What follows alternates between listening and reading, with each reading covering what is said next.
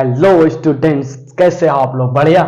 आज हम लोग बात करने वाले हैं एक बहुत ही अच्छे टॉपिक, संविधान के बारे में। संविधान के पहले भाग को हम खत्म करेंगे सिर्फ और सिर्फ यही कुछ मिनट में, ठीक है? लेकिन हमें टाइम नहीं देखना है भाई, हमें सीखना है, ठीक है? सीखने का मतलब हमें जानकारी लेनी है कि बहुत ही अच्छे टॉपिक की हमें जानकारी तो भाई लेनी है। संविधान के बारे में तो जानकारी हर बच्चे को लेनी चाहिए, ठीक है? तो आज हम लोग इसी टॉपिक पर बात करने वाले हैं, संविधान के बारे में। क्या होता है संविधान? संविधान एक किताब है जिसके द्वारा देश संचालित होता है, ठीक है? संविधान एक किताब है जिसके द्वारा देश संचालित होता है। किसी भी देश को चलाने के लिए संविधान की जरूरत होती है।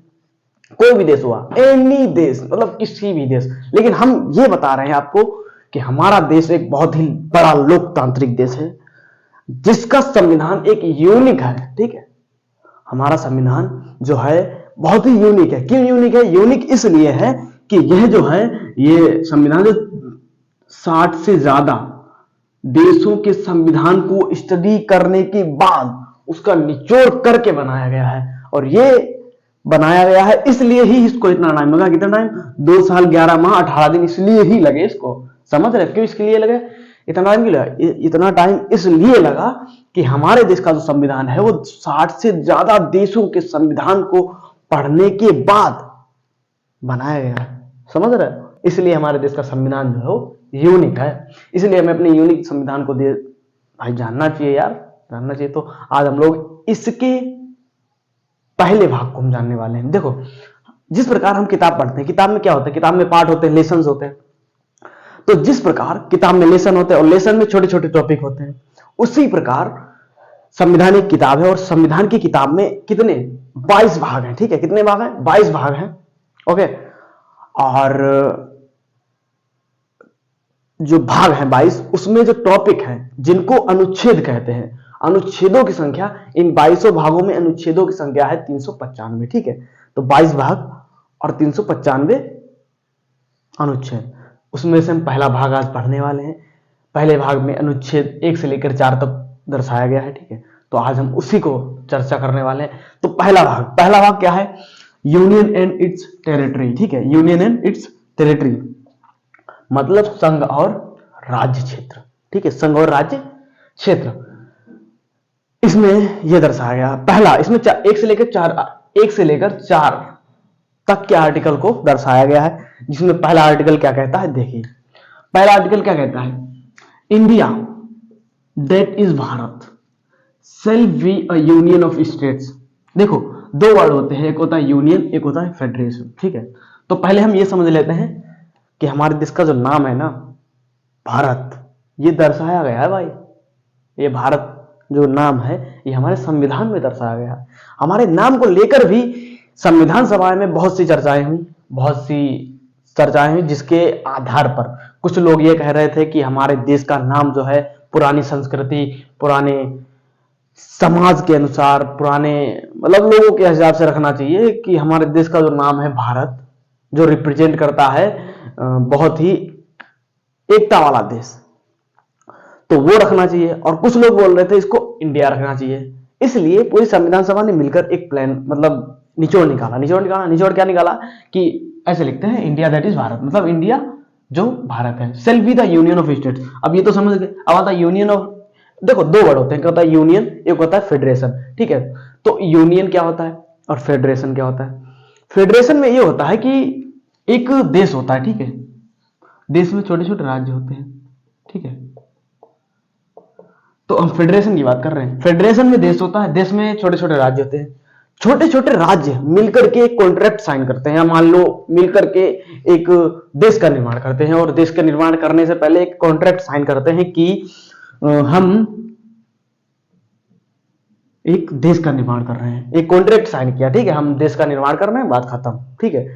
तो फेडरेशन में ये दिक्कत होती है कि ये तो कॉन्ट्रैक्ट साइन कर दिया है। कॉन्ट्रैक्ट साइन करने का नुकसान ये है कि ये फेडरेशन स्टेट्स, मतलब मान लो कि कोई देश है जो फेडरेशन है, और फेडरेशन देश में ये खराबी होती है कि वो उसमें से जो स्टेट्स होते हैं, जो उसमें से राज्य होते हैं, वो कभी भी अलग हो सकते हैं, जो एक देश के लिए बिल्कुल भी सही नहीं है।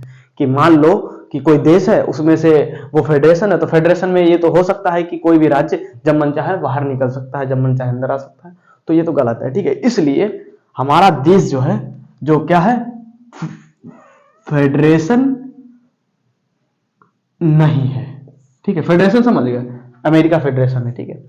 तो फेडरेशन क्या होता है? फेडरेशन ये होता है कि सारे राज्य मिलकर के एक कॉन्ट्रैक्ट साइन करते हैं। कॉन्ट्रैक्ट में ये लिखा होता है कि हम एक देश का निर्माण कर रहे हैं। और फेडरेशन का ये नुकसान ये होता है कि कोई भी राज्य हो वो उस देश से जब मन चाहे बाहर निकल सकता है, ठीक है। तो आगे बढ़ते हैं। और यूनियन क्या होता है?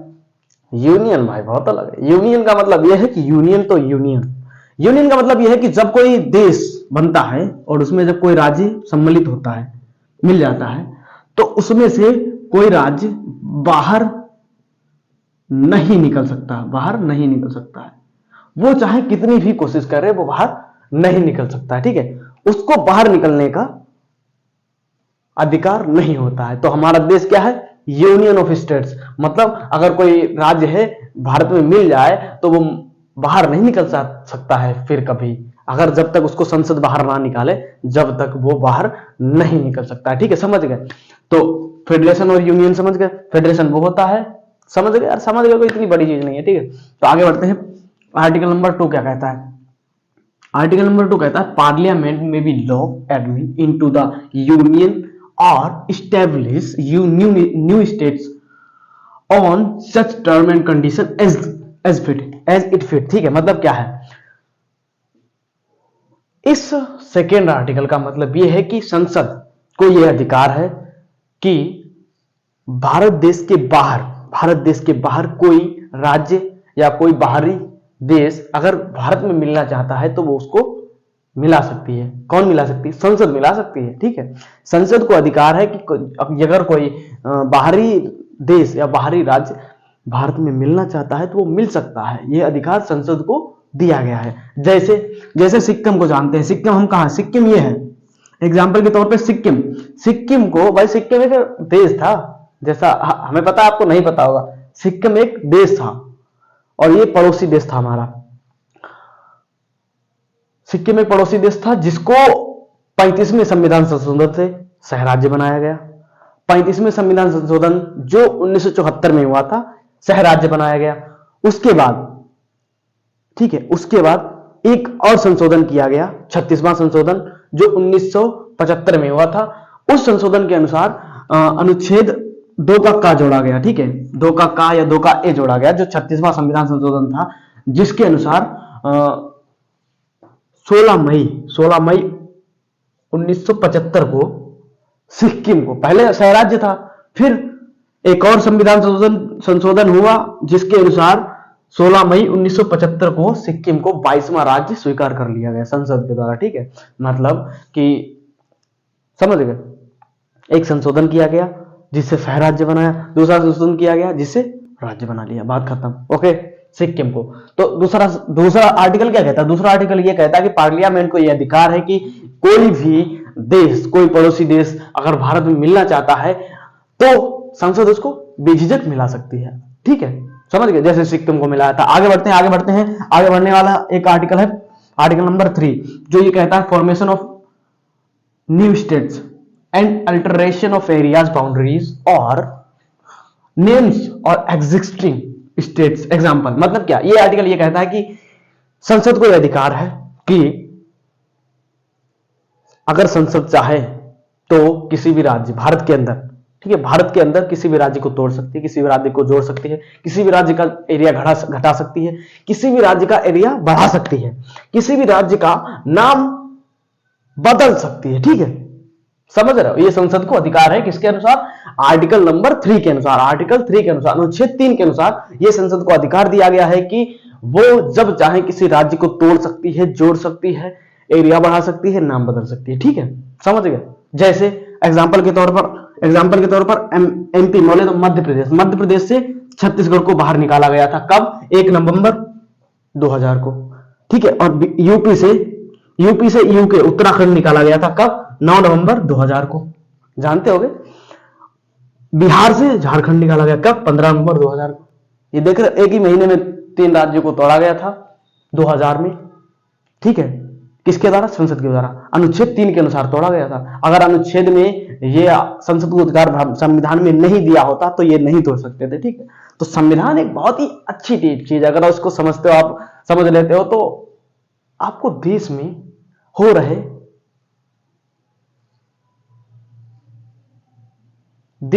मतलब बहुत सी चीजों के बारे में पता चल जाएगा अगर आपने संविधान को स्टडी कर रखा, और संविधान को हर एक बच्चे को स्टडी करना चाहिए। इसलिए आर्टिकल नंबर 3 समझ गए हमें लगता है, आर्टिकल नंबर 3, ठीक है। अब आर्टिकल नंबर 4 पे आते हैं। आर्टिकल नंबर 4 बहुत इंपॉर्टेंट है, जो बच्चों को बहुत कम समझ में आता है। आर्टिकल नंबर 4 ये कहता है, क्या कहता है? Declare that laws made under article 2 and 3 are not be considered as amendment of the constitution under article 368। मतलब आर्टिकल नंबर 4 ये कहता है कि जब संसद आर्टिकल नंबर 2, आर्टिकल नंबर 3 का प्रयोग करेगी तो उस पर राष्ट्रपति के हस्ताक्षर की जरूरत नहीं है। मतलब देखो इसमें क्या बोला, under are not be considered under article 368। मतलब ये जो आर्टिकल है ये 368 के आर्टिकल नंबर 368 से बाहर रखे गए हैं, ठीक है। मतलब कि अगर जो आर्टिकल 368 के अंदर रहते हैं, या मतलब जो इसके अंदर रहते हैं, उस पर राष्ट्रपति के हस्ताक्षर की जरूरत होती है, ठीक है।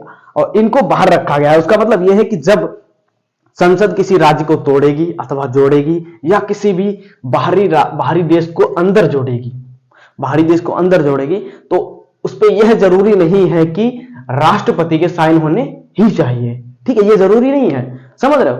ये जरूरी नहीं संसद को कि इस पर राष्ट्रपति के हस्ताक्षर ही होने चाहिए, ठीक है। तो ये जरूरी नहीं है, बिना हस्ताक्षर के भी उसको पास किया जा सकता है, उसको जोड़ा जा सकता है, उसको तोड़ा जा सकता है, ठीक है। समझ गए? आगे बढ़ते हैं।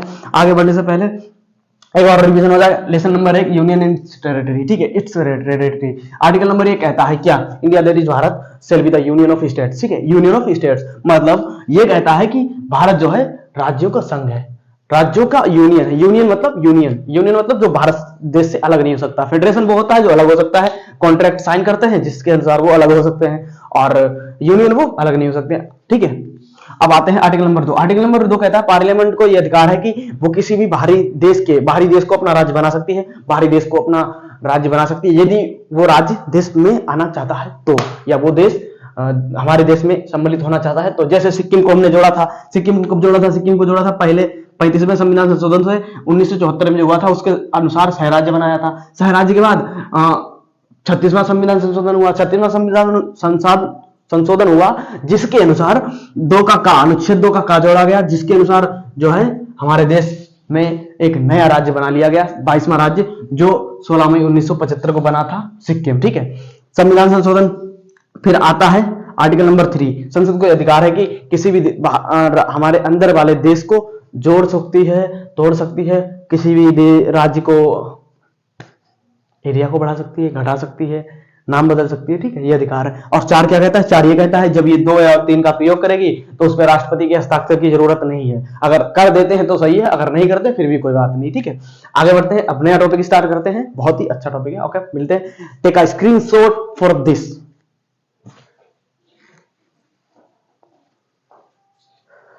तो चलो शुरू करते हैं नया टॉपिक। नया टॉपिक क्या है? अखंड भारत। अखंड भारत में हम समझेंगे कि हमारे देश के जो टुकड़े हैं, हमारे देश के जो पहले हिस्से थे जो हमारे देश से अलग हो गए, उनके बारे में हम समझेंगे। तो सबसे पहले हमारा देश का जो टुकड़ा था वो था अफगानिस्तान। अफगानिस्तान कैसे अलग हुआ था? सन 1893 में एक डोरंड लाइन खींची गई जिसके अनुसार हमारे देश से अफगानिस्तान अलग हो गया था। समझ रहे हो? 1893 में डोरंड लाइन के द्वारा हमारे देश का जो पहला भाग था अफगानिस्तान वो अलग हो गया, ठीक है, समझ रहे होगे। और 1835 में म्यांमार बर्मा अलग हो गया था। और 1800 मतलब फिर 1947 में जब देश आजाद हुआ उसके बाद में हमारा देश से 1947 को 15 अगस्त 1947 के बाद में पाकिस्तान अलग हो गया। जैसा कि हम लोग इसको जानते हैं, बहुत से हम इन दोनों को बहुत कम जानते हैं, वहां की 1947 से पाकिस्तान जब अलग हुआ था ये तो हम लोगों को सबको पता है, ठीक है। फिर आते हैं कि जब हमारा देश आजाद हुआ था तब हमारे देश में 552 से भी अधिक देसी रियासतें थी, ठीक है। इन देसी रियासतों को मिलाकर के फेडरेशन बनाना तो संभव नहीं था, इसलिए यह निर्णय लिया गया कि इन 552 देसी रियासतों को मिलाकर के यूनियन बनाया जाए। यूनियन बनाने के लिए जो जिम्मेदारी दी गई थी वो थी सरदार वल्लभ भाई पटेल जी को दी गई कि हमें 552 देसी रियासतों को मिलाकर के एक यूनियन बना रहे हैं, ठीक है। तो सरदार पटेल जी की मुख्य भूमिका थी यूनियन बनाने में। इसमें 3 व्यक्ति थे जो भारत को एक करने में लगे थे। एक तो सरदार वल्लभ भाई पटेल, एक थे बीपी मेनन जी, एक थे माउंटबेटन, ठीक है। तो सारे 552 देसी रियासतों में से सारे देसी रियासतों ने एक यूनियन बनना का निश्चय ले लिया, मतलब सब लोग बन गए यूनियन। बस 3 लोग जो थे वो नहीं बने। क्यों नहीं बने? वो थे, एक हैदराबाद था, एक जूनागढ़ था जो गुजरात की एक छोटी सी देसी रियासत थी, ठीक है। मतलब क्या, पहला था हैदराबाद और दूसरा था जूनागढ़ जो गुजरात की एक बहुत छोटी सी देसी रियासत है, और जम्मू कश्मीर। अब ये लोग यूनियन में शामिल क्यों नहीं हो रहे थे? वो इसलिए नहीं हो रहे थे क्योंकि जो अंग्रेज थे उन्होंने 15 अगस्त 1947 को एक नियम पारित, मतलब जो एक्ट था वो दिया था, एक्ट लागू किया था, जिसमें ये कहा गया था कि जिसमें ये 3 ऑप्शन दिए थे। मतलब जो हमारा देश आजाद कैसे हुआ, हमारा देश आजाद हुआ है 15 अगस्त 1947 को एक एक्ट पारित किया गया था ब्रिटिश पार्लियामेंट में, मतलब जो जिस एक्ट का नाम था इंडियन इंडिपेंडेंस एक्ट। उस एक्ट के अनुसार हमारा देश आजाद हुआ, और उस एक्ट में यह कहा गया था कि जो हमारे देश में 552 देसी रियासतें हैं उनको ये 3 अधिकार दिए गए थे। 3 अधिकार क्या थे? कि पहली चीज तो वो भारत में मिलना चाहे तो मिल सकते हैं। 552 देसी रियासतों को ये 3 अधिकार दिए थे, समझते रहे ना। कौन से 3 अधिकार? कि वो भारत में अगर मिलना चाहे तो वो मिल सकती है, ठीक है। अगर वो पाकिस्तान में मिलना चाहे तो पाकिस्तान में मिल सकती हैं, और अगर वो अपना देश बनाना चाहे तो अपना देश भी बना सकती हैं। तो इन तीनों नियमों को, इन तीनों अधिकारों को देख करके इन तीनों राज्यों में, मतलब ये मान लो तीनों जो देसी रियासतें थी, इनके जो मान लो घर के शुद्ध हिंदी में इनके मन भर गए, ठीक है। इनको मतलब ये जो थे भारत में सम्मिलित नहीं होना चाहते थे, भारत में नहीं मिलना चाहते थे, ठीक है। और इसलिए आगे क्या हुआ, इसको कैसे हम लोगों ने प्राप्त किया, ठीक है। मतलब ये भारत में क्यों सम्मिलित होना चाहते थे? कि वो इसलिए सम्मिलित होना नहीं चाहते थे कि हमारे भारत देश में जो एक्ट पारित किया गया था स्वतंत्रता के बाद, उस एक्ट में यह अधिकार दे दिया गया था कि आप अगर अपना देश बनाना चाहते तो बना सकते हैं, अगर आप पाकिस्तान में शामिल होना चाहते थे हो सकते हैं, और अगर आप भारत में शामिल होना चाहते हैं तो आप भारत में भी शामिल हो सकते हैं, ठीक है। तो ये हमें 3 दिए थे, और इन्हीं नियमों को देख करके इनके मन जो थे वो बिगड़ गए, समझ सकते हो आप, बिगड़ गए। तो इनको कैसे सम्मिलित किया गया? इनको सम्मिलित ये किया गया था, हैदराबाद जो था वो पाकिस्तान में शामिल होना चाहता था, ठीक है।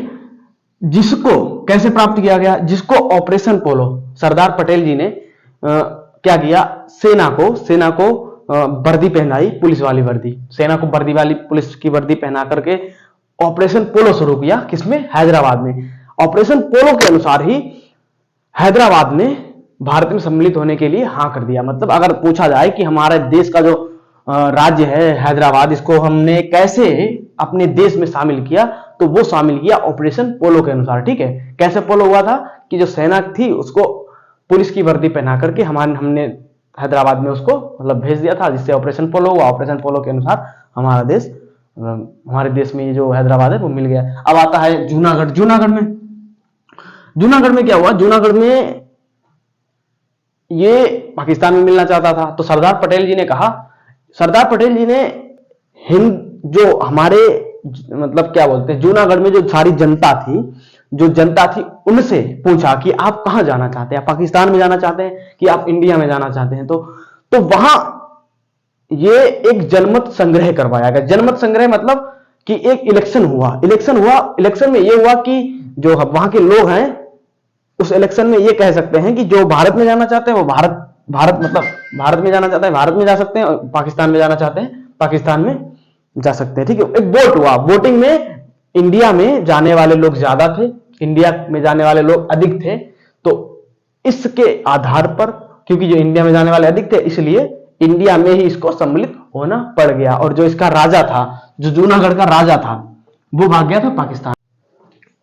तो इसको जनमत संग्रह, जो जूनागढ़ था, इसको जनमत संग्रह से हमने सम्मिलित कर लिया। इसका जो राजा था वो डर से पाकिस्तान में भाग गया था। क्यों भाग गया था? अब मान लिया यहाँ की जो जनता थी वो भारत में हो गई, ठीक है, और भारत में हो गई तो जनता इसको छोड़ने वाली तो थी नहीं, इसको निपटा देते, इसलिए डर से पाकिस्तान में भाग गए थे। कौन? जो जूनागढ़ के राजा थे, ठीक है, तो भागे। अब आती बात जम्मू कश्मीर पे। जम्मू कश्मीर जो था बहुत ही खचरा आदमी था, मतलब बोले तो बहुत ही मतलब सही नहीं था, बिल्कुल बेकार बंदा था। ये ना तो पाकिस्तान में शामिल होना चाहता था और ना ही इंडिया में पाकिस्तान मतलब होना सम्मिलित होना चाहता था। तो ये जो थे ये अपना देश बनाना चाहते थे। यहाँ के जो राजा थे, राजा कौन थे? राजा हरि सिंह थे। हरि सिंह नाम के जो राजा थे जो अपना देश बनाना चाहते थे। तो भैया सरदार पटेल जी ने इनसे बात की कि आप ऐसा ना करें, हमारे देश में शामिल हो जाएं और ऐसा ना करें। पाकिस्तान वालों ने भी इससे बात तो की होगी, तो पाकिस्तान को भी इनने मना कर दिया, इनकार कर दिया, और इंडिया को भी मना कर दिया। ठीक है, मतलब वल्लभ जी ने कहा कि कोई बात नहीं, मना कर दिया, कोई बात नहीं। फिर थोड़े दिन बाद जो पाकिस्तान के आतंकवादियों ने इन पे हमला कर दिया। किस पे? हरि सिंह पे।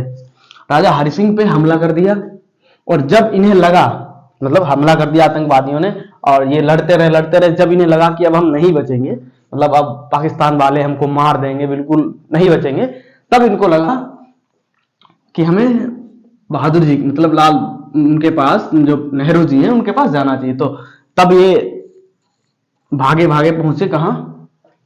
पंडित जवाहरलाल नेहरू के पास, कि अरे सर बचा लीजिए हमें, और पाकिस्तान हमको मारे दे रहा है। और फिर वही नेहरू जी ने बुलाया वल्लभ जी को। वल्लभ जी तो तुम्हें पता है, इनने रिक्वेस्ट की थी, इनने मानी नहीं। उन्हें कहा ठीक है बचा लेंगे, पहले आप इस पे साइन कीजिए और हमारे देश में शामिल हो जाइए, हम आपको बचा लेंगे। ठीक है, तो राजा हरि सिंह ने विलय पत्र पर साइन किया, और विलय पत्र पर साइन किया था 26 अक्टूबर 1947 को। तो विलय पत्र के द्वारा हमारा जो जम्मू कश्मीर था ये भी मिल गया था। ठीक है, तो समझ रहे, हैदराबाद को ऑपरेशन पोलो के हिसाब से, मतलब ऑपरेशन पोलो के द्वारा सम्मिलित किया गया, और जूनागढ़ को जनमत संग्रह के द्वारा, और जो जम्मू और कश्मीर था वो विलय पत्र पर साइन किया। विलय पत्र पर साइन कब किया था? 26 अक्टूबर 1947 को, राजा हरि सिंह के द्वारा। ठीक है, अब आते हैं, ठीक है, अब सब सम्मिलित हो गए। 552 से अधिक देशी रियासतें थी, उनको सम्मिलित करके 4 राज्यों में डिवाइड किया गया। ठीक है, पूरे भारत को 4 राज्यों में डिवाइड किया गया, ABCD, मतलब ब्रिटिश प्रोविंस, ब्रिटिश प्रोविंस, और प्रिंसली स्टेट, कमिश्नरी, और यूनियन टेरिटरी। देखो, नंबर ए मतलब आता है, ए स्टेट्स था, वो था ब्रिटिश प्रोविंस, मतलब वह राज्य जहां अंग्रेजों का शासन था। मतलब हमारा देश था, हमारे देश में हर जगह अंग्रेजों का शासन नहीं था। ठीक है, तो मतलब हमारे देश में कई मतलब कहीं कहीं पे अंग्रेजों का शासन था, हर जगह पे शासन नहीं था। जहां जहां पे उन्होंने कर पाया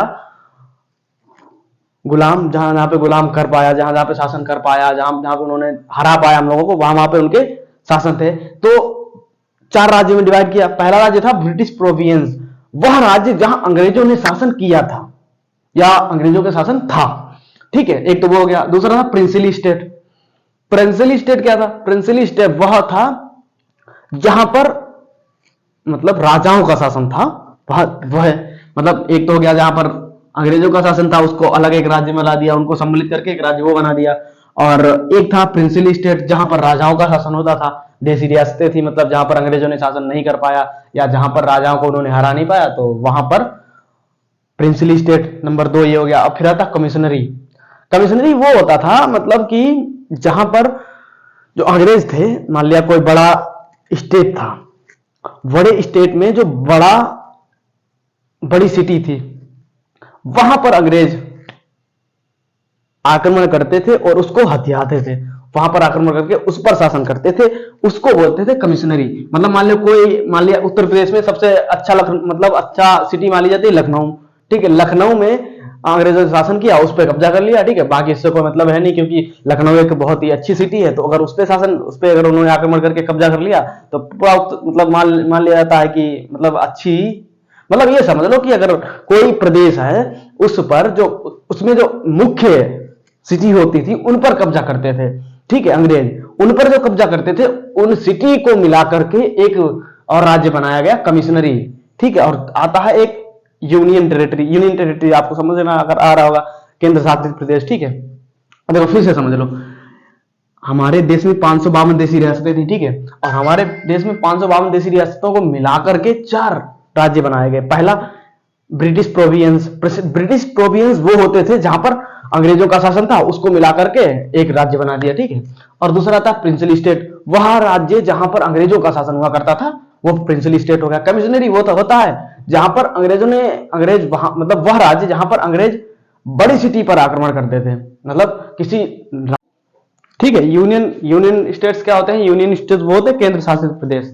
ठीक है, अब आते हैं हम, अब मतलब मान लो कि हमारा जो इतना बड़ा 552 देशी रियासतें थी, उनको मिला करके ये 4 राज्य बनाए गए। और 4 राज्यों को, अब चूंकि ये बहुत बड़े बड़े होंगे बड़े बड़े, किसी भी देश में अगर तरक्की करनी है, किसी राज्य को तरक्की करनी है, तो पहली चीज राज्य बड़ा नहीं होना चाहिए। ठीक है, मान लिया अभी यूपी इतना बड़ा है, यूपी को इतना बड़ा राज्य नहीं होना चाहिए, अभी इसके 2 खंड हो जाने चाहिए मुझे लगता है, लेकिन देखा जाएगा। हम तो हमारे लगने से क्या होता है। ठीक है, तो अब इनको छोटे छोटे राज्यों में डिवाइड करना था, तो सब लोगों ने मिलकर एक कमेटी बनाई, एस्केधर कमेटी, जो भाषा के आधार पर राज्यों का विभाजन करने वाली थी। ठीक है, एस्केधर आयोग का गठन किया गया, जिसने भाषा के आधार पर जो है राज्यों के गठन होने पर इनकार कर दिया, मतलब भाषा के आधार पर गठन नहीं होगा। फिर आई जेबीपी समिति, जिसमें थे जवाहरलाल नेहरू, पंडित जवाहरलाल नेहरू, सरदार वल्लभ भाई पटेल और पट्टाभी सिद्धारमैया। ये 3 मेंबर थे, 3 मेंबर, इन्होंने भी भाषा के आधार पर राज्यों के गठन पर विरोध कर दिया। ठीक है, फिर क्या हुआ, अब विरोध कर दिया। अब चूंकि जो जनता थी वो तो भाषा के आधार पर अपने राज्य को बनाने में लगी हुई थी, आंदोलन में लगी हुई थी। तो उसी के दौरान एक बंदा था, मतलब एक व्यक्ति थे, पेट्टू श्री रामलू, 1952 में पेट्टू श्री रामलू भाषा के आधार पर आंदोलन में भूख हड़ताल पर बैठ गए। कहां बैठ गए? भूख हड़ताल पे। मतलब इन्होंने 56 दिन के भूख हड़ताल किया। किस लिए? कि ये तेलुगु भाषा के लिए, क्या तेलुगु भाषा के लिए अपना राज्य बनाना चाहते थे, तेलुगु भाषा के लिए अपना राज्य बनाना चाहते थे। कौन? पेट्टू श्री रामलू, जिन्होंने भूख हड़ताल किया था कितने दिन? 56 दिन, और तेलुगु भाषा के लिए करवाना चाहते थे। तो 56 दिन के भूख हड़ताल के बाद इनकी मृत्यु हो गई। क्या हो गई? मृत्यु हो गई। अब मृत्यु हो गई तो जनता में एक भाई आंदोलन का और ज्यादा उबाल आ गई भाई, कि हमारे बीच से एक बंदा आंदोलन में मर गया, या मतलब खत्म हो गया, या मृत्यु हो गई, तो और ज्यादा विरोध होने लगा। किसका? जो ये कमिटीज थी, इनका विरोध होने लगा।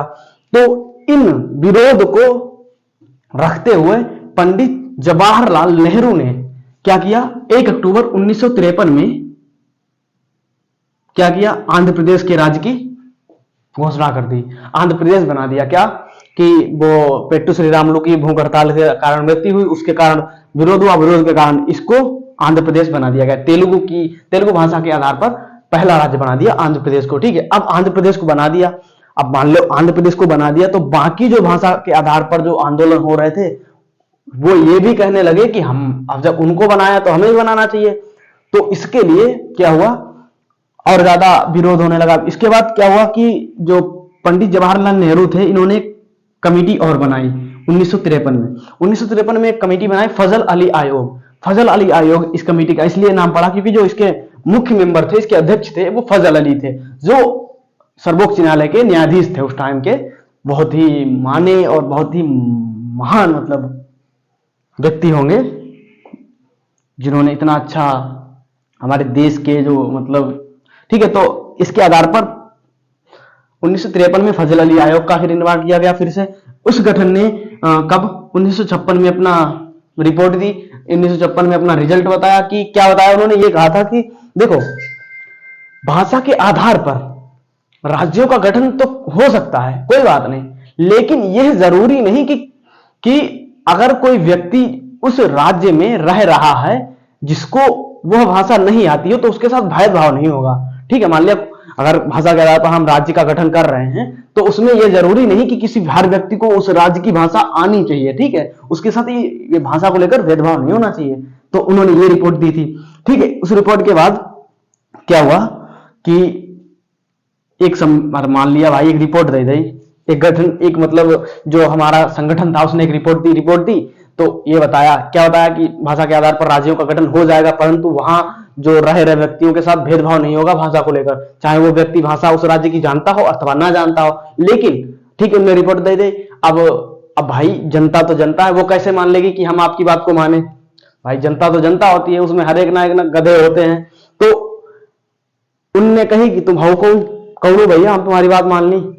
तो उनने जा कही, मतलब उन्होंने ये कहा कि नहीं मानो कोई बात नहीं। तो उस बात का संशोधन किया गया, किसमें, संविधान में अमेंडमेंट किया गया, 7वां अमेंडमेंट संशोधन, 7वां संविधान संशोधन हुआ, जिसके अनुसार संविधान संशोधन हुआ। उसके बाद जो है ये जो 4 प्रिंसिपल स्टेट थे, इनसे 14 राज्य तथा 6 केंद्र शासित प्रदेश बना दिए गए। ठीक है, 14 राज्य और 6 केंद्र शासित प्रदेश बना दिए गए। कब? भाषा के आधार पर, जो फजल आयोग के बाद। ठीक है, अब आते हैं आगे। आगे क्या होता है कि पेप्सू था उस टाइम भी, मतलब ये वाले राज्य बन गए 14। इनमें भी बहुत बड़े बड़े राज्य थे, जिसमें से एक बहुत बड़ा राज्य था, कौन सा था? पेप्सू। पेप्सू का नाम था Patiala and east Punjab state union. ठीक है, ये बहुत बड़ा राज्य था। तो जब हमारे देश में 14 राज्य और 6 केंद्र शासित प्रदेश बने, तब भी हमारे देश में कुछ ऐसे प्रदेश थे, ऐसे राज्य थे जो बहुत बड़े थे, बहुत मतलब आकार में बहुत बड़े होते थे, बहुत बड़े थे उसमें, मतलब तो उनको, उनमें एक राज्य था पेप्सू। पेप्सू, पेप्सू समझ रहे हो? एक पेप्सू राज्य था जिसका पूरा नाम था Patiala and east Punjab state union. ठीक, इतना बड़ा नाम था इसका, पेप्सू। तो इसको भी हमने डिवाइड किया, मतलब विभाजन किया इसका भी। इसका विभाजन कैसे किया? इसका विभाजन इस तरीके से किया, इसमें जहां पर हिमालय थे वहां पर हिमाचल प्रदेश कर दिया। ठीक है, जहां पर हिमालय थे वहां पर हिमाचल प्रदेश कर दिया, और जहां लोग हिंदी बोलते थे वहां हरियाणा कर दिया, और जहां पर पंजाबी लोग बोलते थे वहां पंजाब कर दिया, और जहां पर यूनियन टेरिटरी, मतलब जो यूनियन टेरिटरी थी उसको चंडीगढ़ बोल दिया।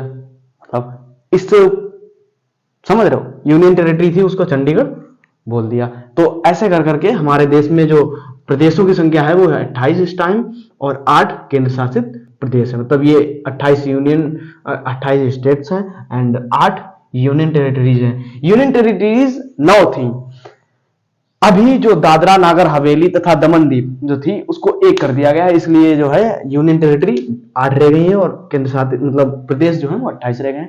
बस ऐसे कर करके थोड़ा बहुत हमने सीखा है आज। अखंड भारत क्या होता है, मतलब हमारे भारत के पहला खंड क्या है, दूसरा खंड, तीसरा खंड, ऐसे कर करके हमारे देश में जो रियासतें थी वो मिलकर कैसे राज्य में परिवर्तित हुई, क्या कठिनाइयां हुई, कैसे हमने भाषा के आधार पर कमिटीज बनाए, कमिटीज बनाने के बाद हमने गठन किया, गठन कर करके कैसे हमने भारत के राज्यों का विभाजन किया। आज हमने ये सीखा। मिलते हैं अगली वीडियो में, तब तक के लिए जय हिंद।